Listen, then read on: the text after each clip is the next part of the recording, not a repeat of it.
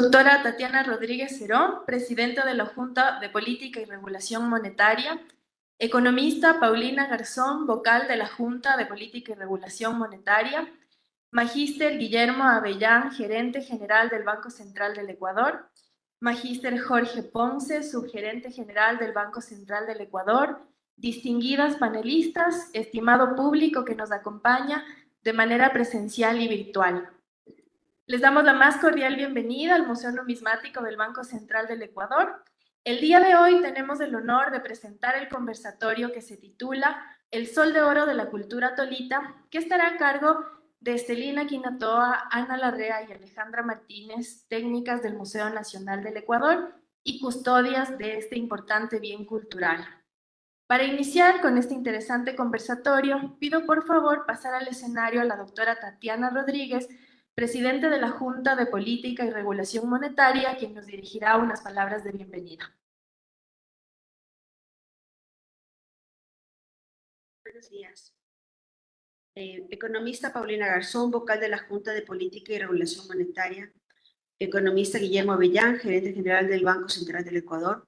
Estimados funcionarios del Banco Central del Ecuador y de la Junta de Política y Regulación Monetaria, distinguidos panelistas que nos acompañan esta mañana, señoras y señores invitados, bienvenidos todos.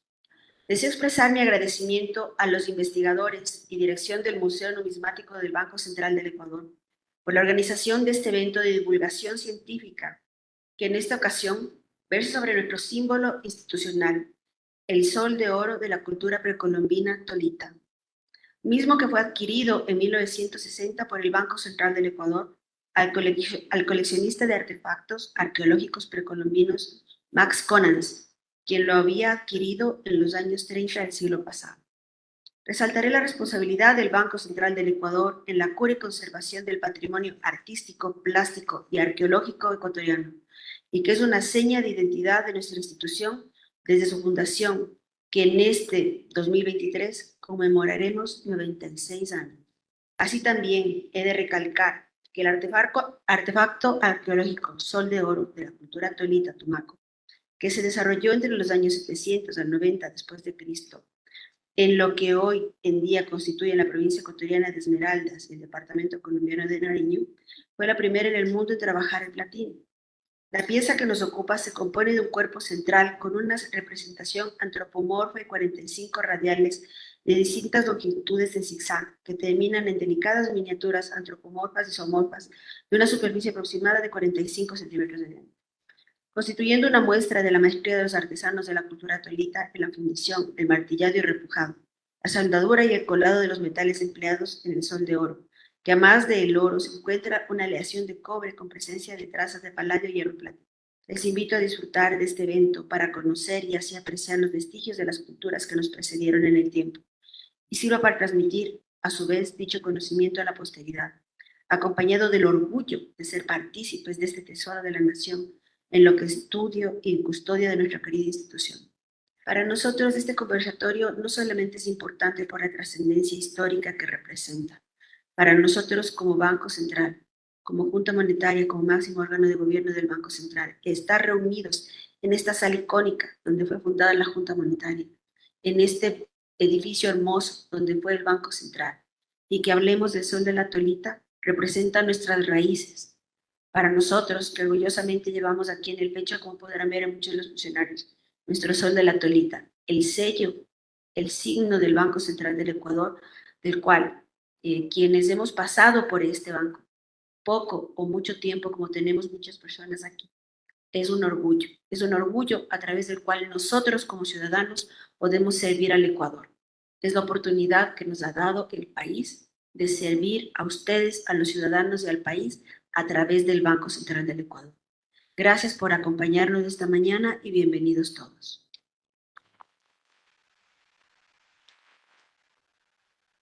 Agradecemos a la doctora Tatiana Rodríguez por su intervención. El Museo Numismático del Banco Central del Ecuador se renovó en el año 2022. Parte de este trabajo fue considerar otras reservas de bienes culturales para ser exhibidos como parte del discurso del renovado museo. Este es el caso de la réplica del Sol de Oro de la cultura tolita, que se puede apreciar en nuestro espacio en la sala Rutas Comerciales de Intercambio. Invito al magíster Guillermo Avellán Solines, gerente general del Banco Central del Ecuador, quien también nos dirigirá unas palabras.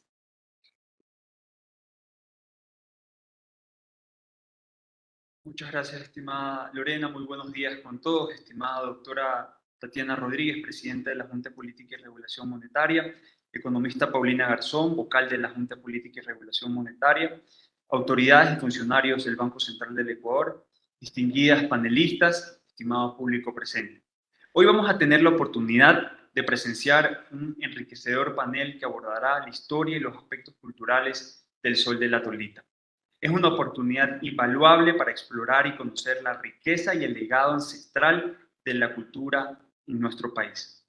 Al inicio de nuestra administración, debido a los problemas que generó el COVID, la pandemia, se especulaba mucho acerca del rol que cumpliría el Banco Central del Ecuador en impulsar la historia monetaria de nuestro país a través de su museo numismático. Hoy, esa especulación ha quedado atrás por el impulso decidido en fortalecer el equipo técnico que conforma el Museo Numismático y además haber iniciado la restauración de los museos en las ciudades de Quito y Cuenca, como también la construcción de un nuevo museo en la ciudad de Guayaquil. Así, el BCE retoma su rol protagónico en el impulso de la cultura y educación numismática en nuestro país. De esta manera, en diciembre del 2022 abrimos las puertas al público a un renovado museo numismático. Dentro de este proceso se modernizaron las salas permanentes como la prehispánica Rutas Comerciales e Intercambio, la cual fue completamente renovada en su concepto histórico. Esta sala aborda el intercambio como un concepto amplio en el que los metales son un eje fundamental entre los objetos más valorados por los pueblos prehispánicos. Además, en la sala Rutas Comerciales de Intercambio se puede apreciar el sol de oro de la cultura tolita, a través del cual nos permiten conocer más sobre las magistrales técnicas de trabajo en metales de sus culturas prehispánicas y especialmente de la cultura tolita, sus saberes y simbologías en torno a la ritualidad y la cosmovisión de estos pueblos en el intercambio como una forma de vida. Este bien cultural se ha convertido desde su hallazgo en un ícono de la cultura nacional reconocido por todos. Desde 1976 es el símbolo que representa el Banco Central del Ecuador, siendo un emblema que nos enorgullece por su riqueza histórica y simbólica. En esta ocasión es importante profundizar su historia, sus significados, su estado actual de conservación, al ser un bien cultural y patrimonial que nos une e identifica a todos. Desde el Banco Central del Ecuador consideramos que estos espacios abiertos al público impulsan el debate, la investigación, el interés de toda la ciudadanía en sentirnos orgullosos de nuestro patrimonio nacional, a fin de cuidarlo y difundirlo para resaltar la riqueza cultural e histórica de nuestro Ecuador. Un agradecimiento muy especial a todos los funcionarios y compañeros que conforman el Museo Numismático del Ecuador, como también a los panelistas que nos acompañan el día de hoy, Estelina Quinatoa, Alejandra Martínez, Ana Larrea y Lorena Rosero, por su participación en este panel, como también a todos los asistentes que están el día de hoy en esta sala. Sean bienvenidos al panel El Sol de Oro de la Cultura Tolita en el Museo Numismático del Banco Central del Ecuador. Muchas gracias por su atención.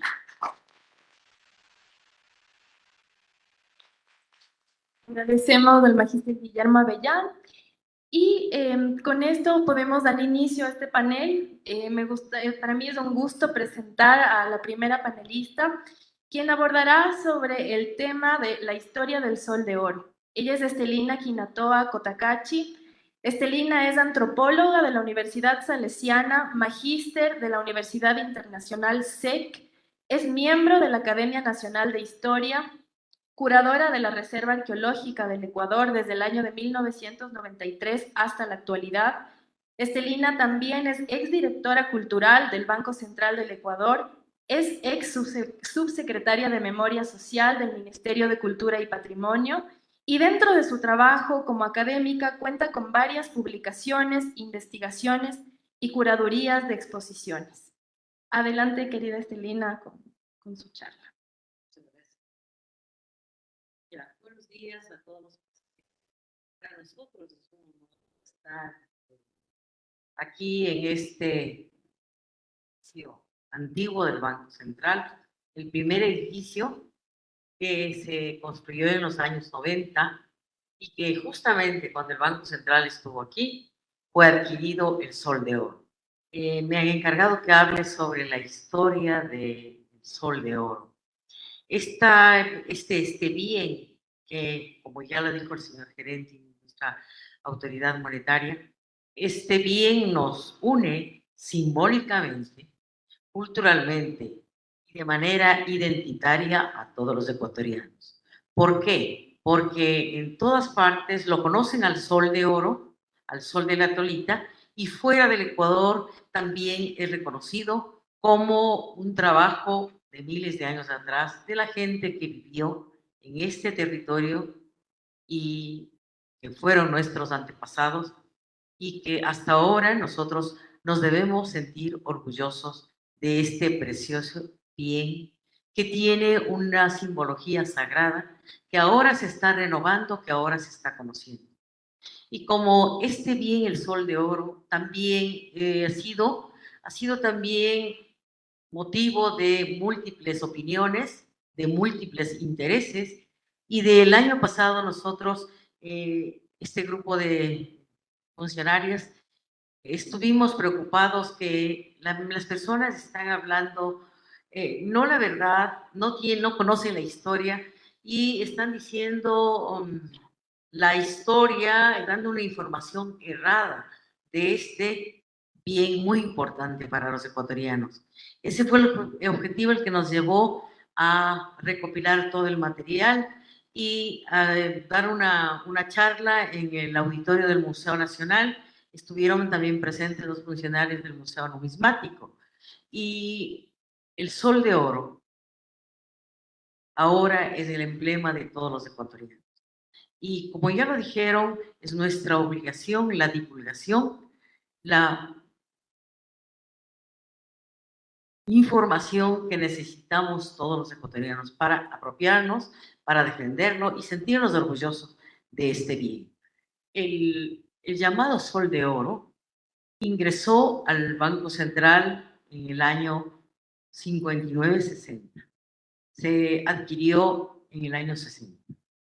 Este bien fue encontrado antes de los años 30 por ecuatorianos, por un grupo de ecuatorianos en el territorio del Ecuador. Este sol viene de la provincia de Manabí, de un sitio que se llama Mongoya.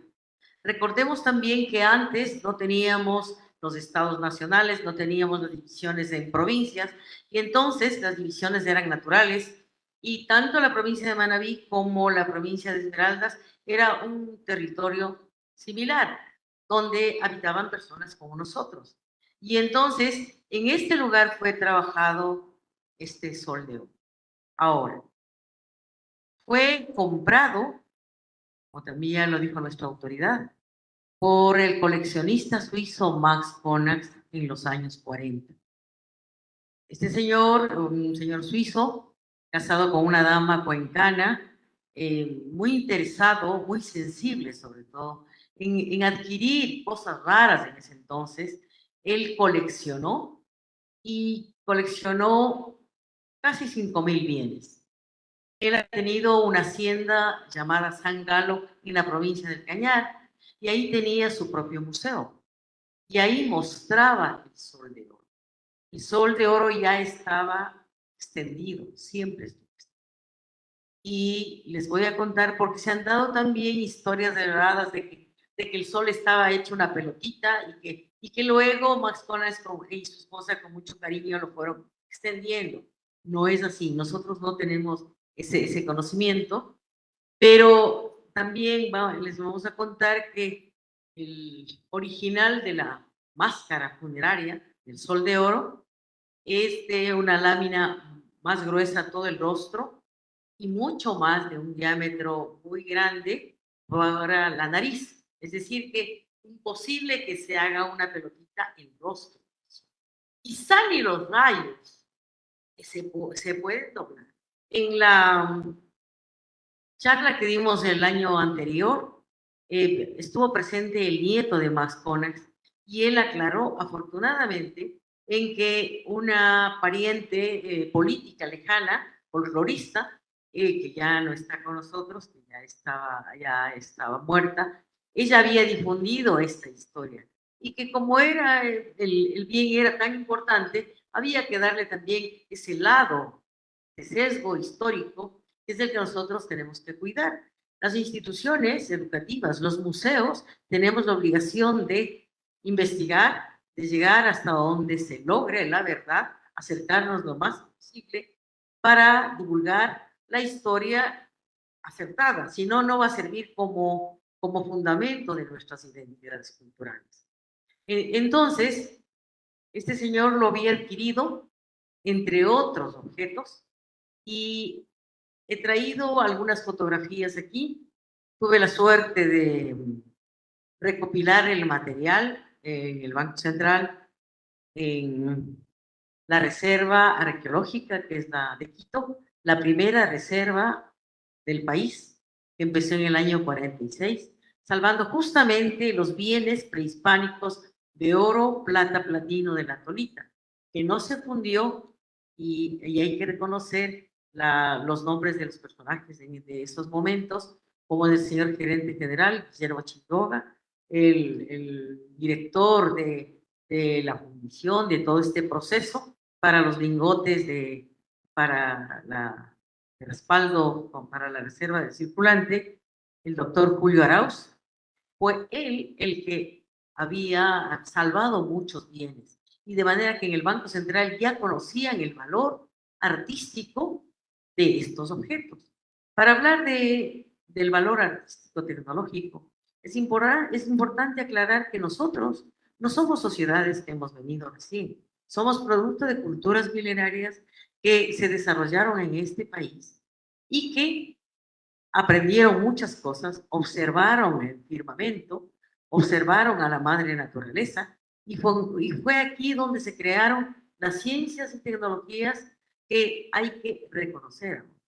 No son saberes, son ciencias y tecnologías como el trabajo de platino, que ya lo dijeron, como las tecnologías en agricultura, desde la domesticación hasta la agricultura de los productos que ahora nos alimentamos, toda la tecnología en cerámica, la tecnología en conchespondius, la tecnología en piedra, etcétera, todavía permanece.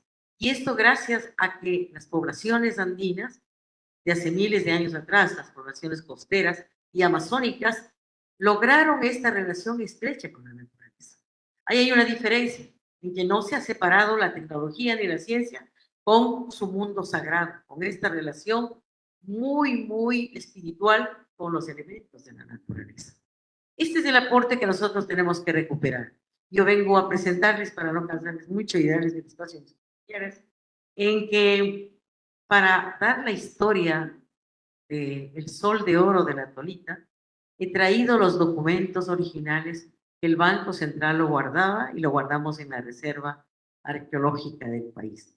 Y los documentos son ya evidencias que no se pueden discutir y podemos, luego, si es que hay tiempo, podemos conversar, podemos precisar, podemos abrir un diálogo sobre la historia reciente que no reciente, del siglo pasado, que vamos a hablar del Sol de Oro de la Tolita.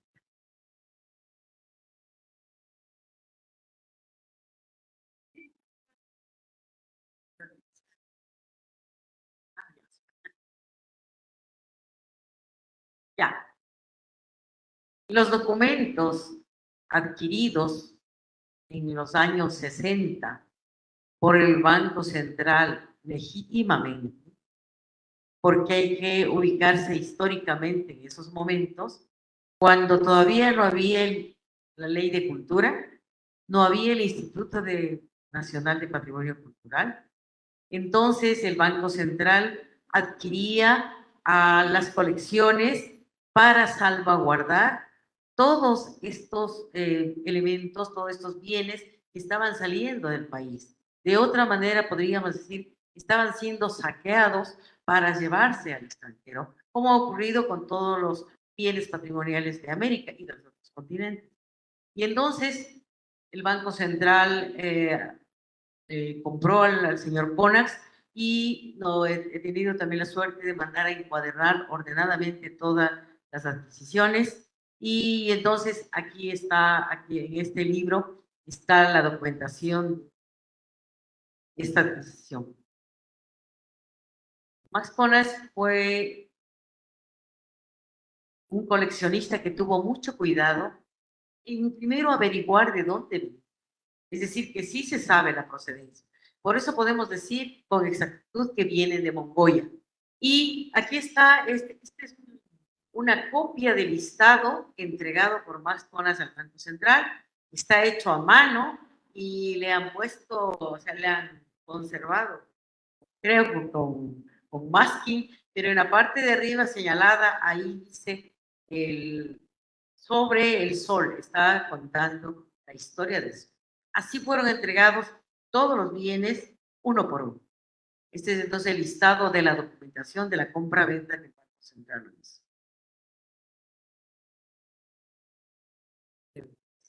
Gracias. Aquí también podemos ver las firmas de quienes han participado en esta adquisición. Entrega Max Conax, recibe el doctor Julio Arauz y interviene el señor Guido Muselo, que es el inspector de auditoría. Entonces es un documento muy importante para los ecuatorianos para decir cómo ingresó el sol.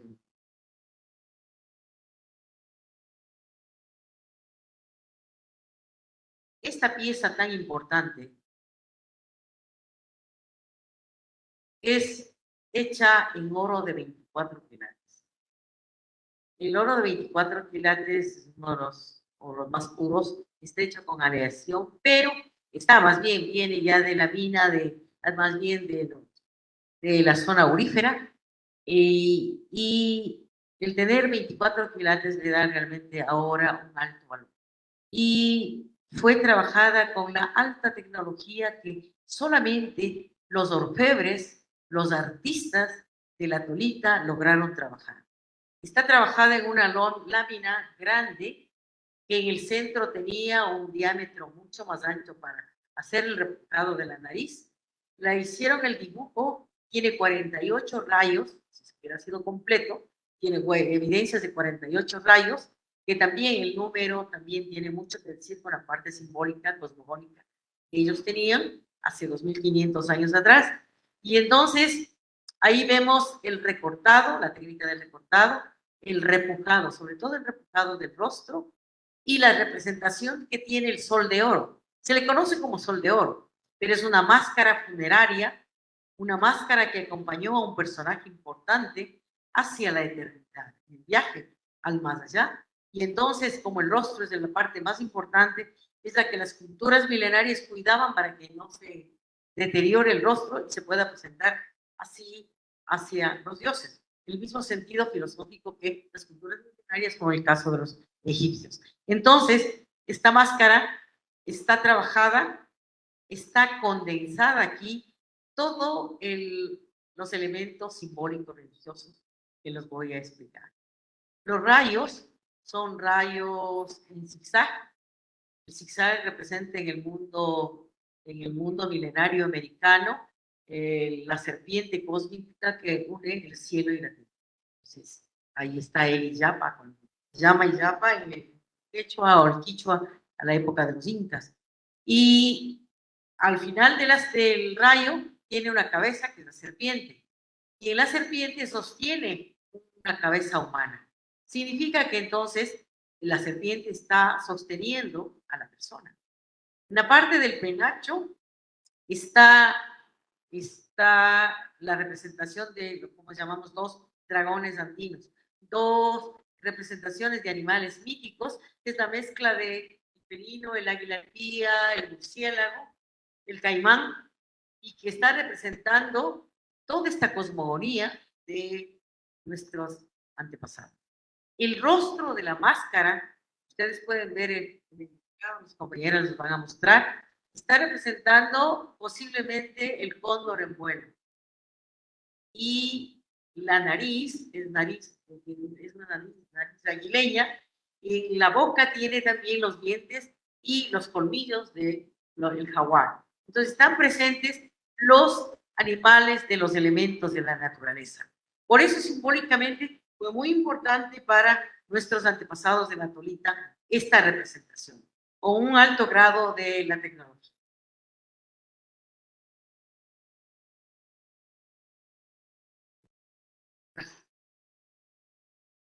Cuando el señor Conax entregó la documentación, el listado de los bienes que vendió, entre esos el Sol de Oro, entregó con esta guía ya impresa, y está, dice la guía del Museo Conax, le ha entregado al señor Guido Muselo, y está la fotografía hecha por él, el Sol de Oro. Ya estaba extendida, siempre estuvo extendida, y aquí dice Mongoya. Es decir, que hay que descartar el falso histórico que dicen que el Banco Central le cambió a la cultura latina. No, siempre vino con ese nombre atribuido a la cultura latina.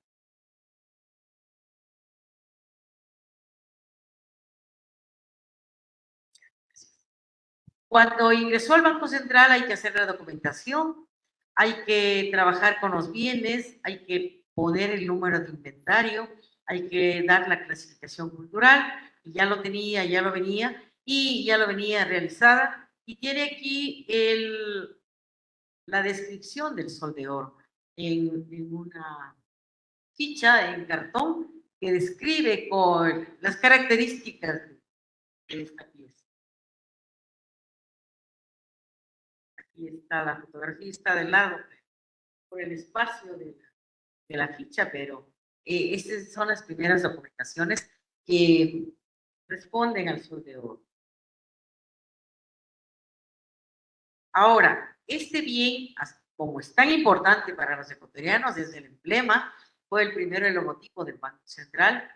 El Banco Central adquirió en los años 60, el Banco Central funcionaba aquí, y la colección que se compró, sé que se alquiló una casa de al lado de la casa de la señora aquí al frente, y que arrendaron dos cuartitos, la primera fundadora, y que ahí coleccionó y ahí trabajaron. ¿Sí? Ahí fue trabajado, ahí fue organizado estos bienes. El Banco Central empieza a construir el nuevo edificio del Banco Central en el 10 de agosto en diseño, y se inaugura el nuevo Banco Central el 3 de diciembre de 1969. Se inaugura con el Museo Arqueológico y Galerías de Arte del Banco Central en el edificio del Banco Central. Es decir, que el Museo Arqueológico estaba en el 5º piso y las galerías de arte estaban en el 6º piso. Antes de que viniera el sol, el logotipo del Banco Central era BCE. A partir del año 69, el Banco Central asume este emblema, el Sol de Oro de la Tolita, como su logotipo. Entonces, ahí está la historia del Banco Central. Y lo más importante que el transcurrir de los años, ahora es el emblema de todos los ecuatorianos. Este bien fue publicado, ha sido, más bien dicho, se ha utilizado en múltiples publicaciones, muchos textos, muchas investigaciones, muchas publicaciones de información, y yo quiero mostrarles este que es el primero que encontré en el archivo histórico de manera digital, uno de los boletines de la Casa de la Cultura, el número 58, en el que los editores de esta revista han pedido permiso a Max Conax y sacan al Sol de Oro, lo publican en los años 40. Es decir, 20 años antes de que ingresara al Banco Central, fue publicado ya el Sol de Oro. En la nota editorial que aquí está, se pasa a la siguiente. Gracias. Aquí, para no demorarme mucho, solamente les voy a leer un poquito. Dice, el objeto que reproducimos en cuanto a proporciones es unas 3 veces más grande que el tamaño de la lámina. Es un hermoso mascarón. La hoja es perfectamente regular, el repujado impecable y el recorte extremadamente delicado. Todo lo cual, añadido al valor artístico de la obra, hacen de ella una pieza de gran estima. Esto hablaba el comité editorial de la revista de la Casa. Entonces, ahora sabemos que siempre fue famoso el Sol de Oro. Ahora la invitación es que nos apropiemos simbólicamente de este bien y nos sintamos orgullosos como ecuatorianos.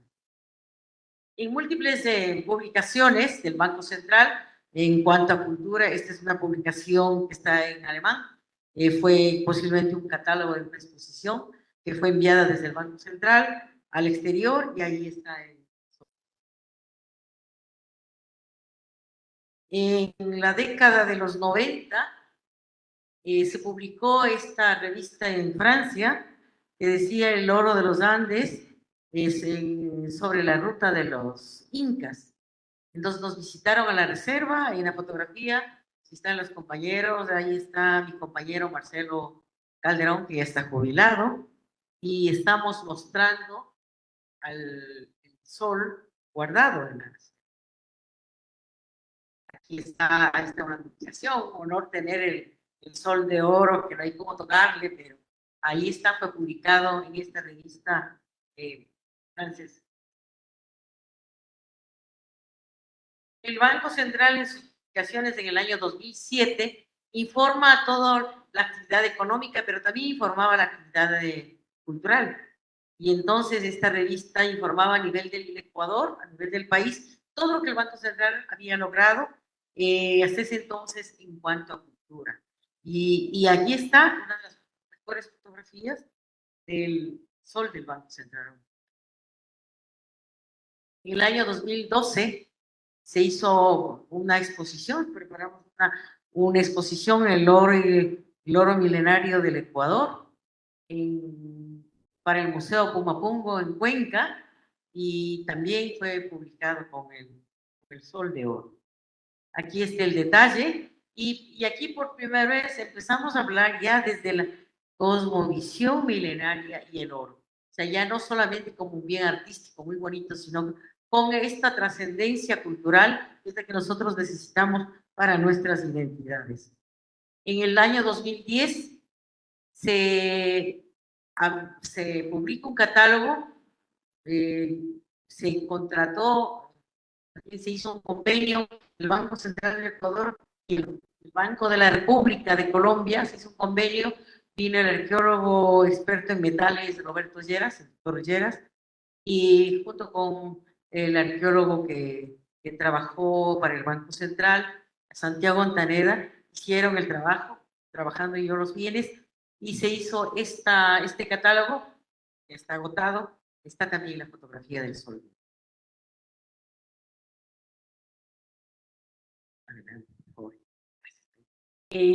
Años más tarde, el doctor Lleras está jubilado y está dedicado a las investigaciones y publicaciones, y él ha publicado esta publicación en inglés, utilizando también el sol.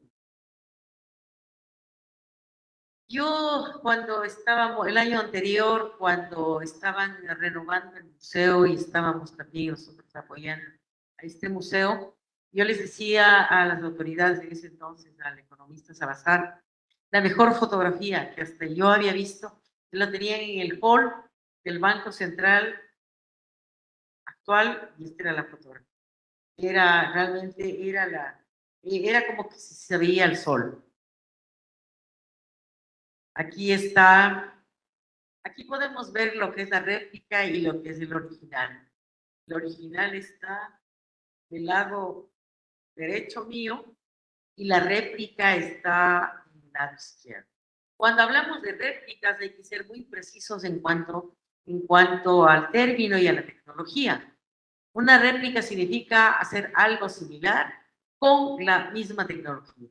Eso se logró. Les voy a contar la historia por qué se hizo la réplica, la que está expuesta ahora, aquí abajo en el Museo Numismático. En los años 2000,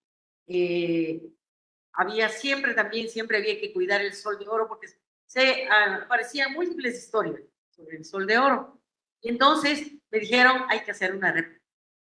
Bueno, hay que buscar al replicador. Busqué al mejor replicador aquí en los Andes. No lo encontré en Colombia, lo encontré aquí en el Ecuador. Era el licenciado José Vera, presidente de los Colleros, un señor cuencano, que él lo supo hacer, se lo hizo con todo el cuidado, con toda la tecnología, sobre todo con la tecnología prehispánica. Por eso es que podemos hablar con exactitud del corte, la tecnología, las dimensiones, podemos hablar ya de las podemos ver el rostro que les contaba del cóndor en vuelo.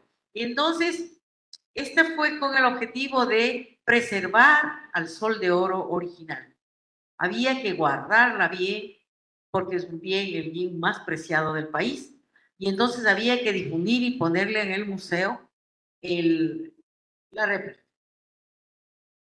En los años 90 también se da ciertas controversias hablando del origen del Sol.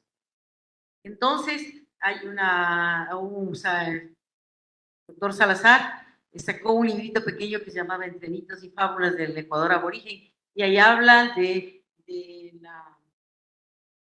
la duda de la originalidad del Sol. Y también hablan del otro Sol de Guayaquil, que si tenemos tiempo lo hablamos. Ya, aquí está en la página correspondiente donde está hablando de que el Sol es un mito, de que el origen no es Mongoya, que no es de la Tonita, que es de Chumucari, etc. Y que eso ya se aclaró en la anterior conferencia.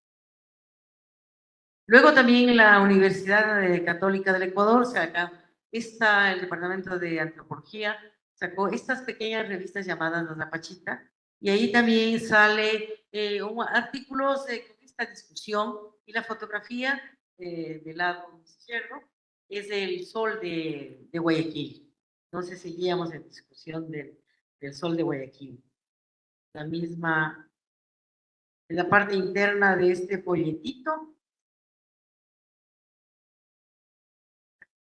ahí entre los investigadores, entre los arqueólogos, entre los expertos en el Sol de Oro, empieza a haber una confrontación, y entonces se llevó para precisar, hacer los análisis en Francia, sobre todo del material y la tecnología del Sol de Oro, que hablarán mis compañeras. Pero aquí vio la doctora Constanza Di Capua, una judía alemana que fue experta en arte ecuatoriano, y ella era la defensora del origen de la tonita, y lo publicó en este libro, se llama De la imagen.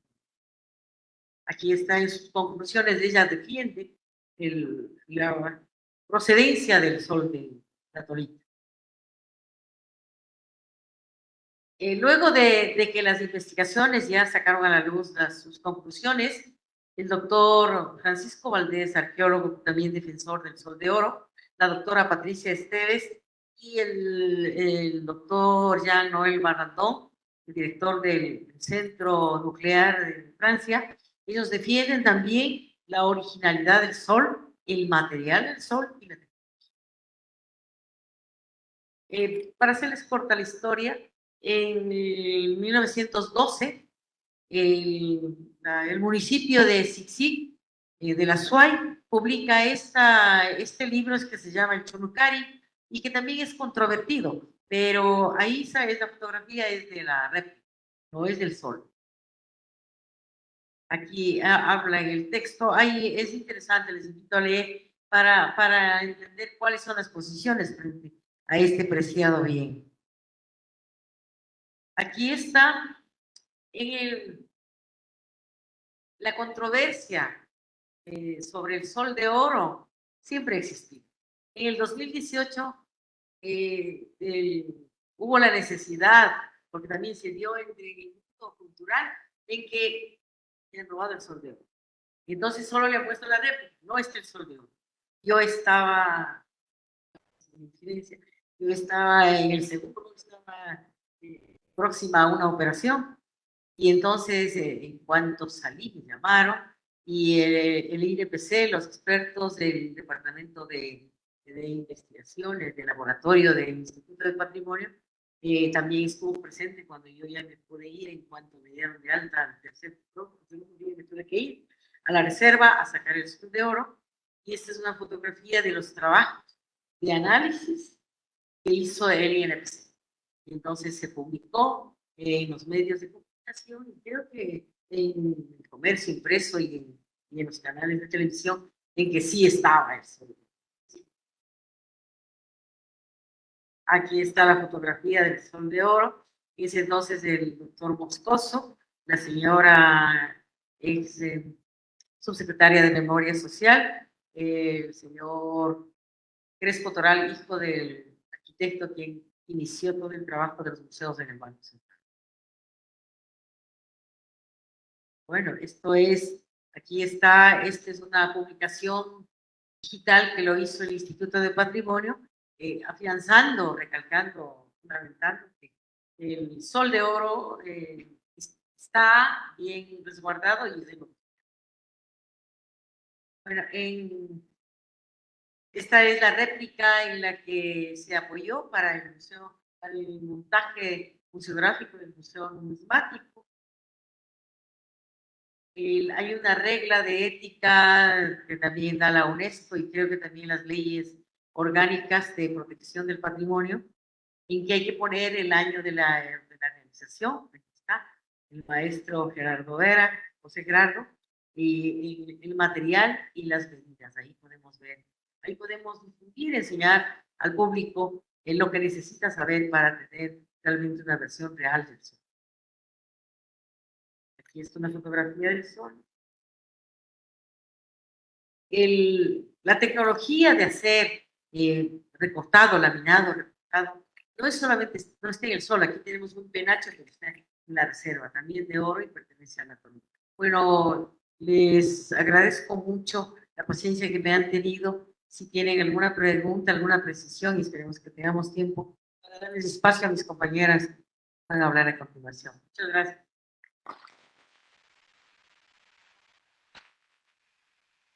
Muchas gracias, Estelina, por esta intervención. Rápidamente daré paso a la segunda intervención. Está a cargo de Alejandra Martínez Pucota. Alejandra es licenciada en Turismo Histórico Cultural por la Universidad Central del Ecuador. Con experiencia como mediadora educativa del Museo Nacional, se ha desempeñado como técnico en reservas patrimoniales y es la curadora designada de la Reserva de Bienes Prehispánicos. Adelante, Alejandra. Buenos días con todos. Para mí es un gusto estar el día de hoy compartiendo la información respecto al Sol de Oro. Yo voy a compartir datos sobre la información técnica del bien, su descripción morfológica, el análisis de laboratorio, de hecho, los distintos análisis de laboratorio que se realizan a lo largo del tiempo, y los análisis de tecnología de producción. Vamos a iniciar con la información técnica. Como se mencionó anteriormente, la descripción o el nombre que se le da es una máscara cefaloantropozoomorfa, cuyas dimensiones son 44 centímetros de alto, ancho 50 centímetros y una lámina con un espesor promedio de 3 milímetros. Un peso de 248.4 gramos y el material constitutivo principalmente es el. La descripción morfológica. La información, debo señalar, que voy a compartir a continuación, proviene de los informes realizados por Patricia Esteves, quien en los años 2000 formaba parte del laboratorio de conservación del Museo del Banco Central del Ecuador. Esto junto con los análisis de laboratorio que se realizan en el año 2001 y 2002 respectivamente. En cuanto a la descripción morfológica de la máscara, vamos a señalar 3 áreas fundamentales. Como ustedes pueden ver, el área 1 corresponde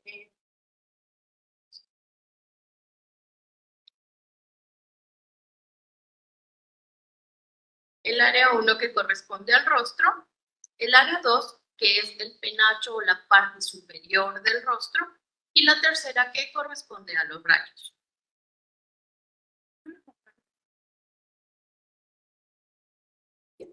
El rostro. Este constituye el elemento central de la máscara, trabajado mediante técnica de repujado, utilizando un instrumento de punta redondeada de alrededor de 5 milímetros de diámetro. La parte principal de la que nace la máscara es la nariz. Esta nariz prominente fue el primer elemento trabajado dentro de la lámina. Esta que tiene una longitud aproximada de 3.5 centímetros de altura y de 2.2 centímetros en su prominencia mayor. A continuación, pueden ver ustedes la boca, que esta tiene una forma ligeramente arqueada hacia abajo, y podemos apreciar los colmillos picados en pares, 4 colmillos en pares a los costados, además de 16 dientes enunciados formados en 2 hileras.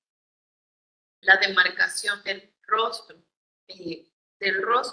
principalmente la frente, los pómulos y las mejillas, también trabajada con técnica de repujado, pero debido a que es un área más pequeña, utilizando una herramienta también de punta redondeada, pero de menor diámetro. Tiene las orejas que están ubicadas o trabajadas con 2 pares de semicírculos y en la parte hacia abajo 3 colgantes planos también repujados de 2 centímetros de largo. La zona superior del rostro. Esta se ubica sobre lo que corresponde al rostro, lo que denominamos muchas veces el penacho, de forma trapezoidal, que representa 2 seres míticos unidos de manera lateral. Estos tienen las fauces abiertas y ustedes pueden ver que tienen 6 puntos de repujado que representan estos colmillos. Tienen en la parte de arriba, en las terminaciones de estos rostros míticos, 3 repujados pronunciados, que representan estas crestas. Adicional, en la parte superior, donde se unen justamente estos seres míticos, tienen figuras geométricas. En la parte superior, 2 líneas rectas y en la parte inferior, 2 semicírculos. Hacia la parte de abajo tenemos lo que corresponde a las extremidades inferiores, con 4 dedos cada uno replegados.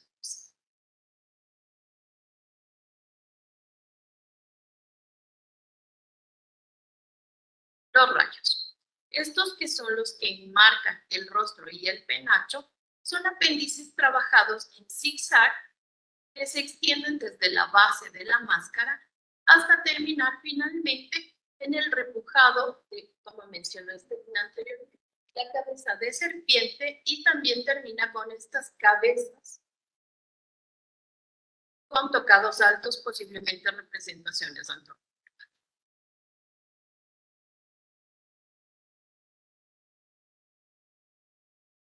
Los análisis de composición metálica. Es importante señalar, como se mencionó anteriormente, que desde el año 98 surge la inquietud sobre la procedencia de la máscara del sol. Empieza a debatirse ampliamente si es o no es cañari, tolita o jamacoac, y se ve en la necesidad de realizar análisis de laboratorio para despejar estas dudas mediante el análisis de su composición. Para el año 2001 será mediante Patricia Esteves, quien está a cargo de este proyecto, y el laboratorio del Comité Ecuatoriano de Energía Atómica, que se realiza una fluorescencia de rayos X. ¿En qué consiste este análisis? Este es un análisis no invasivo, es de superficie, que mediante la exposición a rayos X genera que los electrones emitan fluorescencia que puede medirse cuantitativa y cualitativamente, arrojando los resultados de composición elementales del vidrio. Como ustedes pueden apreciar, podemos tener claramente la composición en su mayor parte. es 81% de oro. Para el lado anverso y reverso, tienen la composición de plata, que es del 5.80 para la parte frontal, cobre del 9%, y vamos a ver aquí la presencia de platino, estaño y titanio, además de hierro. Esto va a permitir determinar los elementos principales de composición, y aquí la presencia de platino ya va a generar un perfil geográfico de composición. ¿Qué quiere decir esto? Que es la presencia de platino lo que lo va a hacer a distanciar un tanto de la filiación cultural cañari, que se pretendía asignar en los momentos.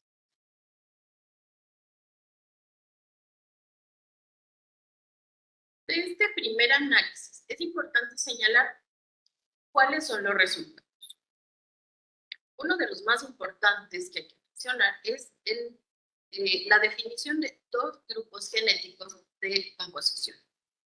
El primer grupo, que como pueden ustedes apreciar, es rico en platino y paladio, pero pobre en estaño y antimonio.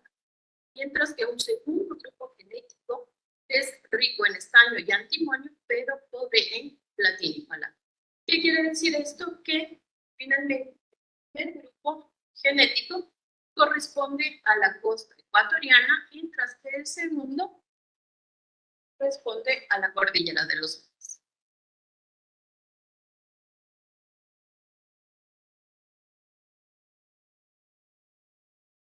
Si bien la fluorescencia de rayos X nos aporta datos importantes sobre la composición general, se ve en la necesidad de realizar un segundo análisis, pero para determinar los elementos secundarios, esos que se encuentran en menores cantidades, para poder definir la composición más especializada, por decirlo de alguna manera, de la máscara del sol.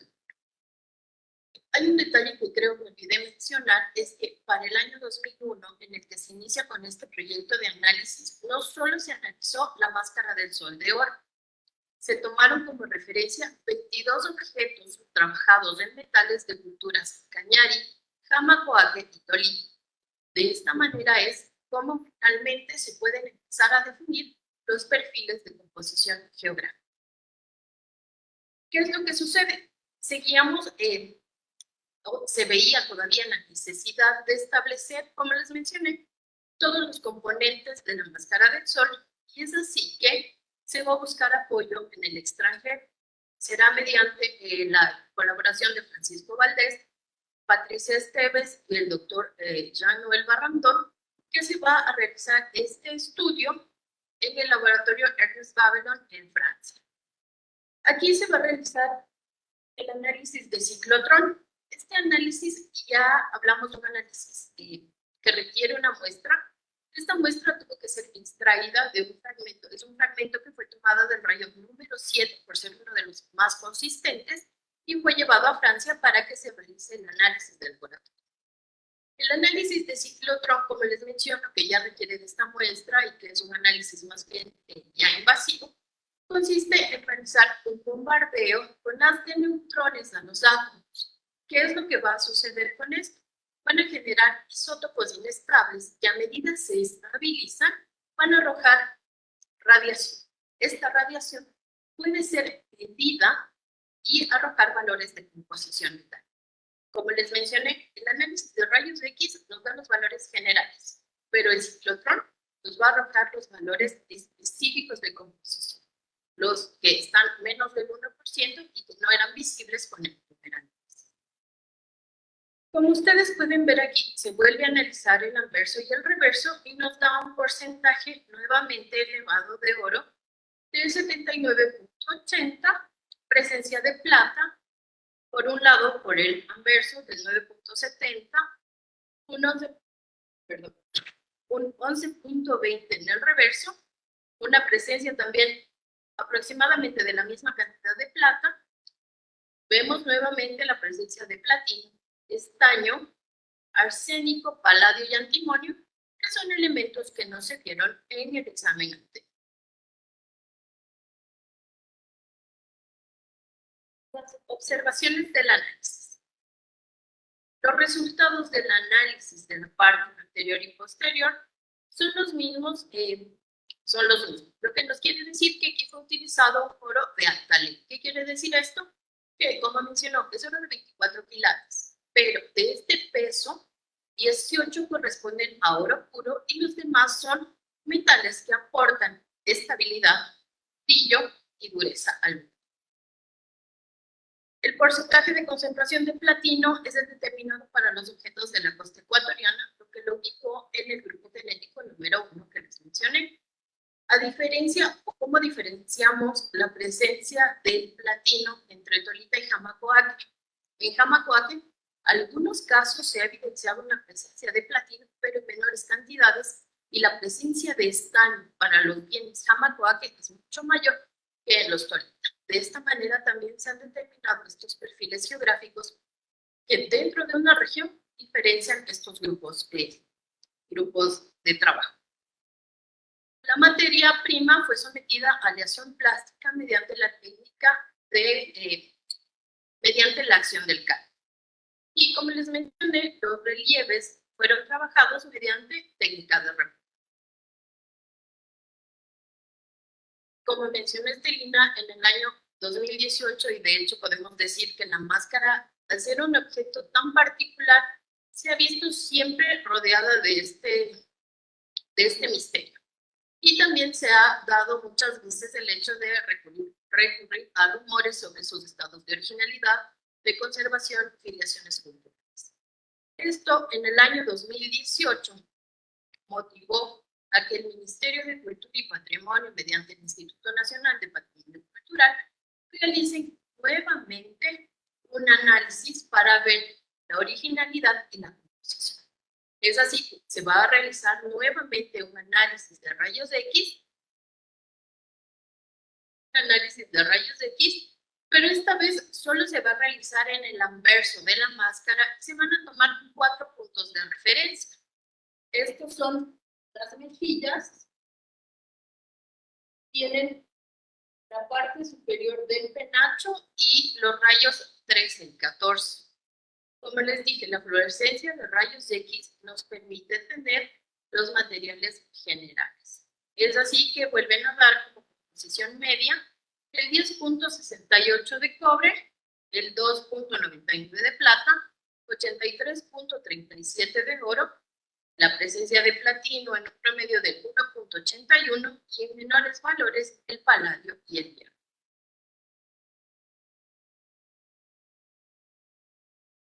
Los análisis de resultados publicados en el informe del Instituto de Patrimonio nos confirman lo que habíamos venido, lo que ya teníamos en conocimiento en los informes anteriores. Esta pieza fue elaborada a partir de una aleación oro, cobre y plata. La presencia de platino y paladio también en elementos minoritarios permite la afiliación cultural a la tolita. La elevada pureza del oro sugiere que este es oro aluvial, que proviene del distrito, de uno de los distritos de oro aluvial reconocidos de los 5 que existen, que es el distrito Esmeralda Santiago. La composición química de los elementos en los 4 sitios de análisis indica una diferencia de concentración en los metales constitutivos. Esto quiere decir que es un trabajo que fue realizado de manera un tanto, por decirlo, desordenada, y esto es una de las características de la producción prehispánica.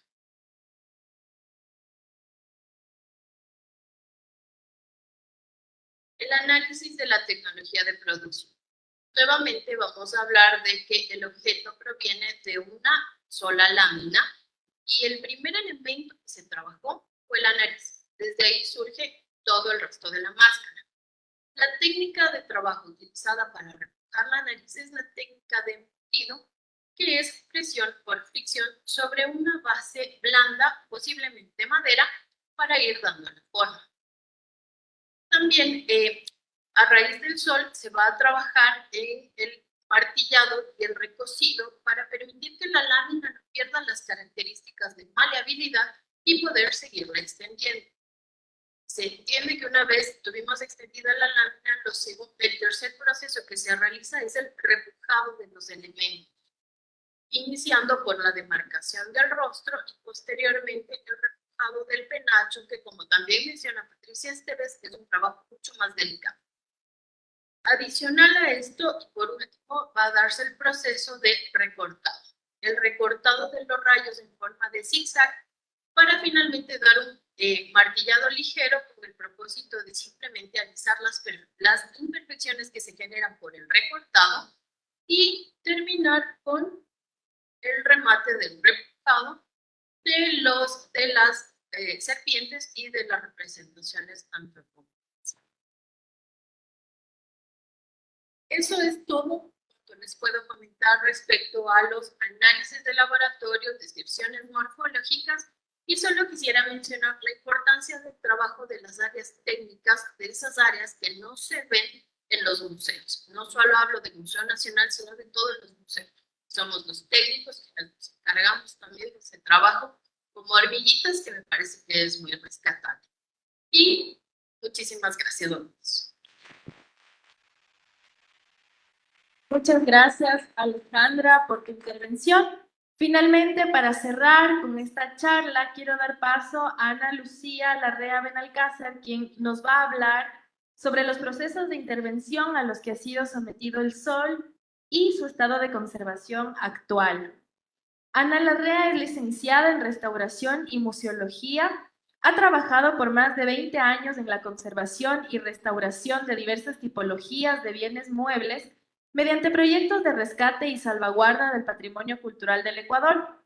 Desde hace 4 años, Ana Larrea forma parte de la Unidad de Conservación y Restauración del Museo Nacional del Ecuador y actualmente es responsable del área. Adelante. Sí, buenos días, muchas gracias por asistir a esta charla. Bueno, yo les voy a enseñar un poco el lado oculto, digamos, del sol, que es lo que difícilmente se le puede ver. Y básicamente esto que les voy a mostrar es sobre la intervención que se hizo en el junio de 1992 por los técnicos del Banco Central.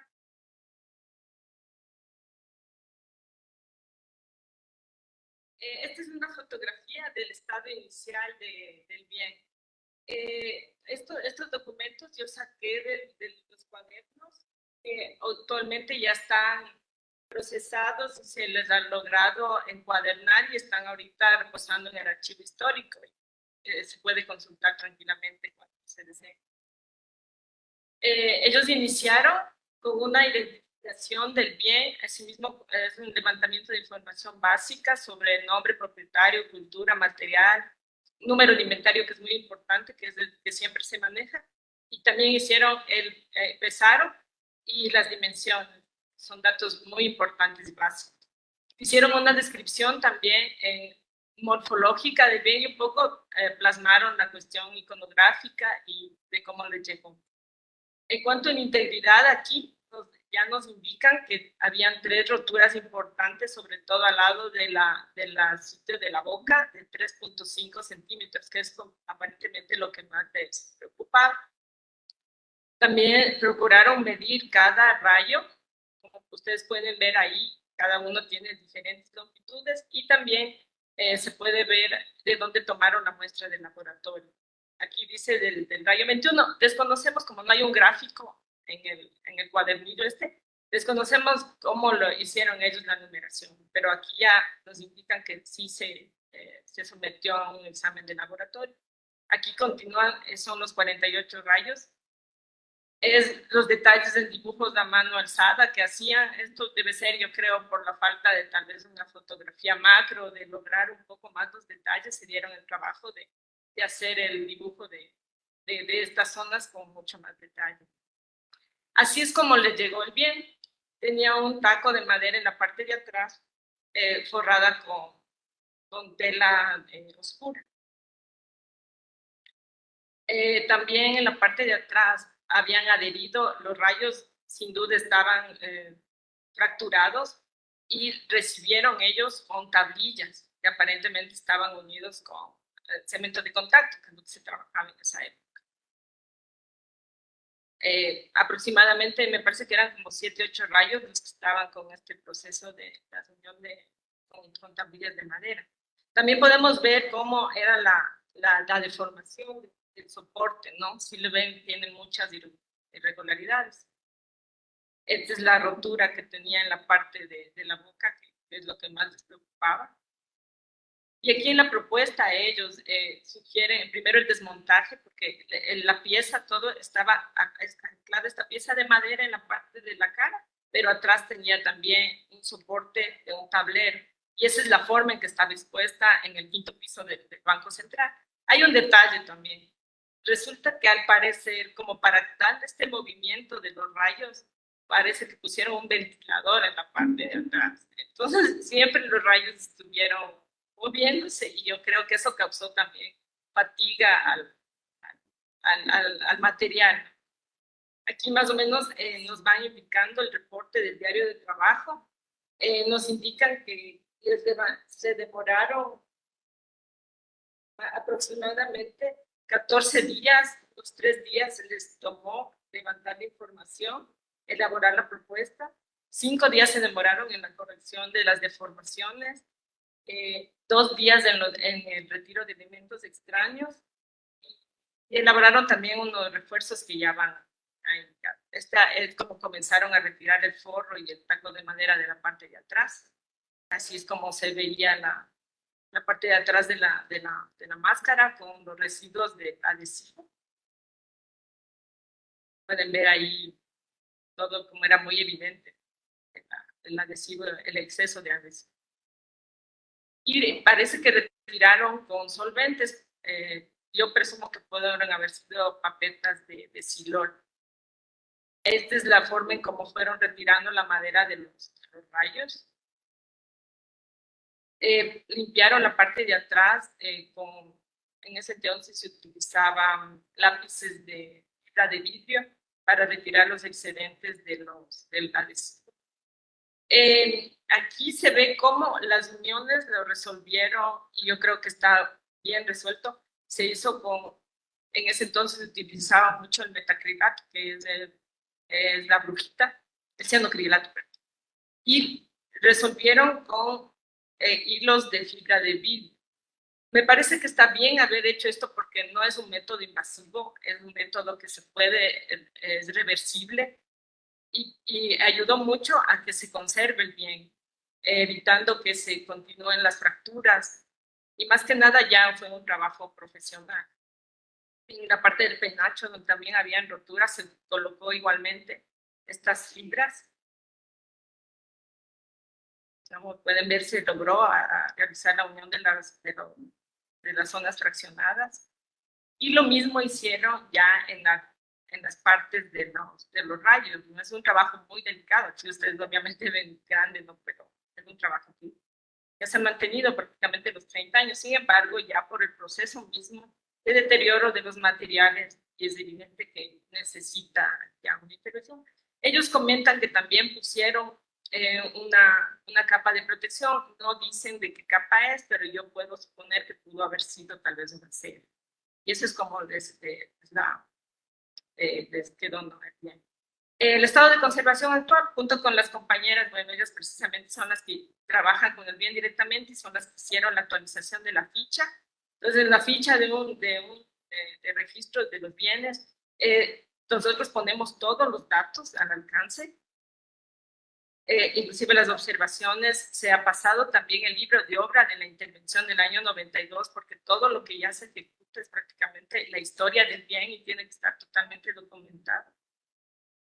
Aquí está todo lo que se hizo en ese entonces con las fotografías y las compañeras hicieron ya la división para el levantamiento de la información del estado de conservación, ya dividiendo por secciones.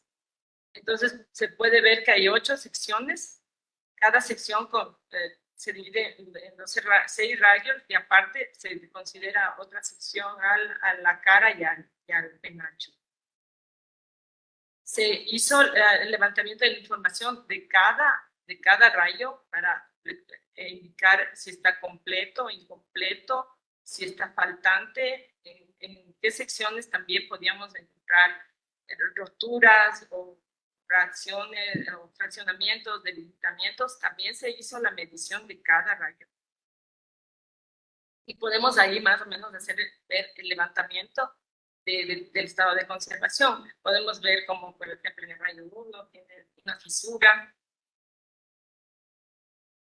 Y bueno, determinando más o menos la cantidad de rayos faltantes, los completos e incompletos, podemos ver que en rayos faltantes es un 13%, rayos incompletos, entre incompletos no podemos determinar una longitud aproximada, pero digamos que son incompletos, son el 63%, o sea, sí tiene faltantes, y rayos completos tiene el 25%. Igualmente en la sección segunda se hace el mismo levantamiento y prácticamente se hizo de esta manera en todos los rayos. Ahí aquí podemos ver el estado de conservación actual de cómo están las uniones, tienen ya desprendimientos, y lo que no estaba en el libro de obra es esta base de acrílico que lo pusieron en la parte de atrás. Fue como una especie de solución para la cuestión del montaje museográfico y también como protección para el rostro. Sin embargo, ahí ustedes le pueden ver, así es el sol de ahora en la parte de atrás. Pero yo puedo decirlo ya desde el punto de vista de conservación que me parece que tal vez hemos evidenciado unos pequeños fraccionamientos de rupturas pero más pequeñas en la parte del rostro. Asumimos que puede ser por la presión que está ejerciendo este objeto, porque es demasiado denso para para el material. Ahí se puede ver. Ahí está el estado actual de las uniones de roturas de estos filamentos que ya han dejado de cumplir un poco su función. Esta es ya una fotografía macro, ahí pueden ver ustedes cómo son estos filamentos y más o menos cómo se puede ya apreciar el cianocrilato ya está prácticamente cristalizado, ¿no? Ya son 30 años, ¿no? Un adhesivo máximo de 5 o 6 años puede estar. Igualmente aquí está el estado. Estas son las pequeñas de macro, ya las pequeñas fracturas que tiene. Igualmente, transportes más sensibles, también esta zona, que yo considero que estas son como rupturas un poco más nuevas, tal vez por esta presión que ejerce esta placa que tiene aquí atrás. Las deformaciones obviamente no se han llegado a corregir del todo, que yo creo que tampoco está mal que se mantengan como estaban, porque digamos que estéticamente no es que se perjudica el bien. Hay que indicar que también para las intervenciones tiene que hacer la mínima intervención, que todo lo que uno incremente que utilice como adhesivos o elementos de limpieza tienen que ser reversible y que cause el menor de los daños. Y, por ejemplo, en mi caso, yo no soy experta en metales, yo no sé cómo hacerlo, siempre tengo que contar con alguien que me asesore. En este caso, tiene que ser la intervención de al menos de este bien tan importante, debe ser una cuestión multidisciplinar. Por suerte tenemos ya visto todos los exámenes del laboratorio, que eso es muy, muy importante tener. Aquí también pueden ver ya esta sí es una rotura. Y bueno, para concluir, puedo decir que el sol necesita ya una intervención.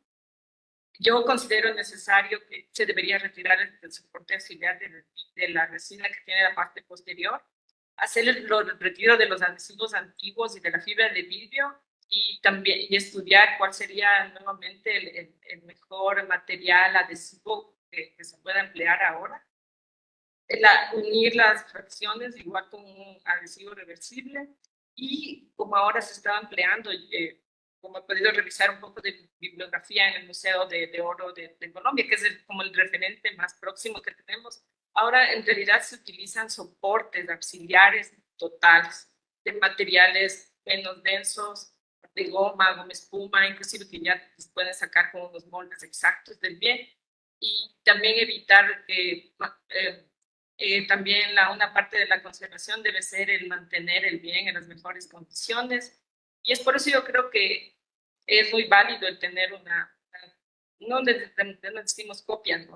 Que le decimos una réplica para evitar que nuestro bien se siga deteriorando hasta que no encontremos la forma la mejor forma de mantener. Eso es, muchas gracias por su atención. Muchísimas gracias a todas y todos quienes nos acompañaron en esta interesante charla. Reiterar que el Museo Numismático crea en estos espacios para dialogar, para compartir, generar conocimiento sobre temas diversos que son de interés de nuestros públicos y de toda la ciudadanía. Los esperamos aquí en el museo en próximas ocasiones. Siempre estamos disponibles para sus consultas en el correo museo@bce.es.